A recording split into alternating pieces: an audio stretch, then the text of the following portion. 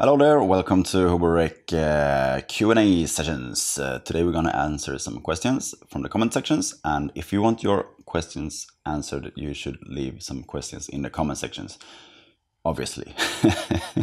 First off, I just want to take the moment to inform you about the video I released last week, building the DIY recording equipment color palette, because there is a free giveaway competition for that, so you should definitely go check that video over here somewhere and enter the competition. Also, please visit the DIYrecordingequipment.com, DIY Recording Equipment on Facebook. Please also share the video and share the competition for more people to be able to participate. But now I think we should get into the questions, and the first one I have is from someone called Dom B. Can you do like a dirt cheap recording rig that could still be decent even just for demos?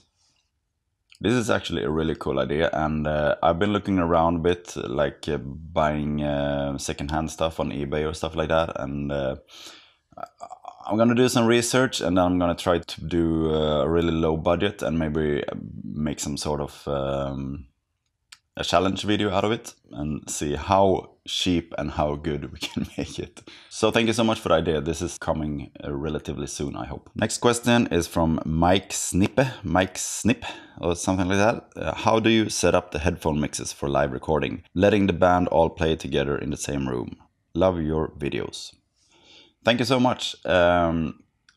In the studio I work now, we use an Aviom system. It's basically run via a networking cable, so all the musicians can set their own mixes in headphones.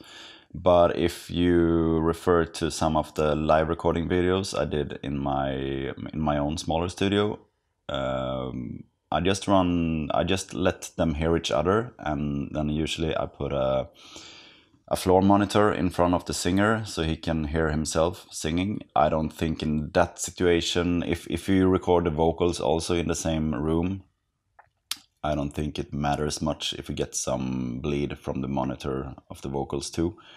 But if you want to isolate the vocals, then you should put the singer in a separate room or in an ISO booth so you can get that really clean, or if you want to record the vocals after the fact of recording the instrumental parts. Next one is from Gabriel Chen.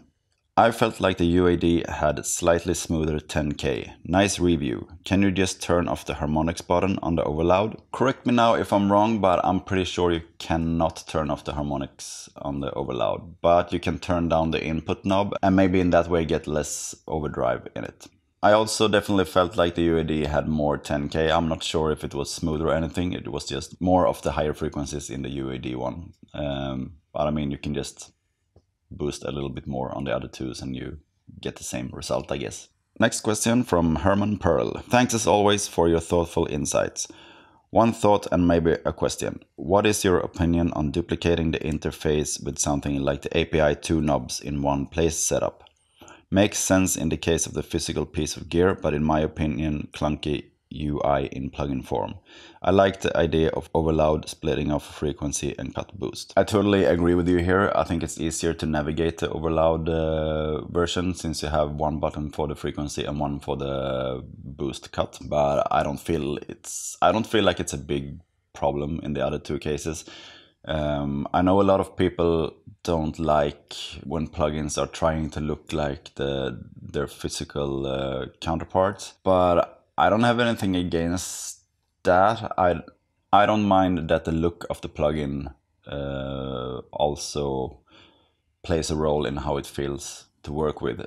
I mean, of course you can hear different things in a plugin if they look different. Hopefully people are intelligent enough to know that. There are a lot of plugins that I like because of how they look. I mean, if you don't like the analog look of a plugin, you can always turn it off. At least in Cubase you can just turn off the graphical interface and just have faders for everything. It looks like this, it's boring. Last question for today is from Creoshock. I watched one of Ola Englund's videos where he explained that two Sm57s usually don't sound exactly the same in comparison, especially when they have been used and abused for some time. Maybe that could be another explanation to why your 57 and 58 sound different. That is absolutely true. I mean, especially if they are from different ages, they can sound really different. Or if there is something wrong with it. I mean, we have a couple of MD421s in the studio now that sound completely different from each other, and they are different patches and different models. That's also something that you learn with time, that you cannot just think that one microphone should sound exactly in that way. I mean, there are tons of different things that can affect the sound of a microphone. I mean, physical stuff like, I mean, spit and moist in the capsules and stuff like that. But I have compared enough of 57s and 58s to know that they are really different. They are not built in the same way. I'm not actually sure if the capsule is exactly the same and it's just another resonant plastic thing on it, or if the capsules are different too. But they are not the same. So thank you as usual for watching, and don't forget to subscribe, and please share the video on like Facebook and stuff like that if you want to help me to spread this thing. And I'll see you again next week with some sound examples of the color palette. Bye! Cheers!